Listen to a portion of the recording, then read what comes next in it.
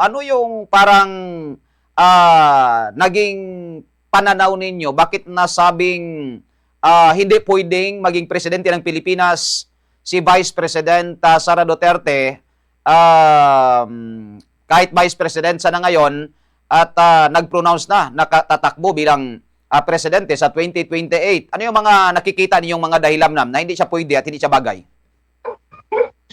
Well, yung pinakaunang rason, Bomboroni o sa ating mga kababayan ay yung kanyang pagtakas sa accountability and transparency. Kung ikaw ay presidente, dapat may mataas kang integridad at pananagutan sa taong bayan. So, halimbawa na nga yung kanyang maling paggamit o maanomalyang confidential funds no during doon sa mga pagdinig sa kanya o paghihir sa kanya o pagtatanong sa kanya ay hindi niya yun maipaliwanag. So, yun nga yung dapat mataas ang ang pagtingin mo doon sa accountability.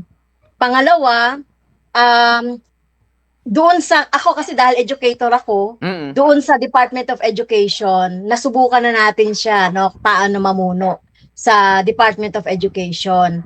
At nabahiran ito ng bribery, nabahiran ito ng incompetence, no, maraming mga classrooms na may pondo naman ay hindi na ipagawa, no, talagang walang nangyari doon sa education crisis natin. Bilang secretary ay nakita natin yung ganong incompetence.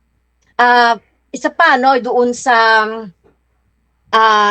pangatlo ay yung paano niya kinokonduct yung sarili niya. Yung pananalita, kasi dapat ang isang public official lalo na kung presidente ka ay talagang yung pananalita mo ay maayos. Mm. No, hindi ka laging gustong makipag-away or hindi ka nagpaparinig or hindi ka laging gustong mang-down ng tao no o ng kapwa opisyal o nananakot no at yun nga yung ginawa niya na nag-meltdown siya no doon sa kanyang meltdown na pagmumura Mm.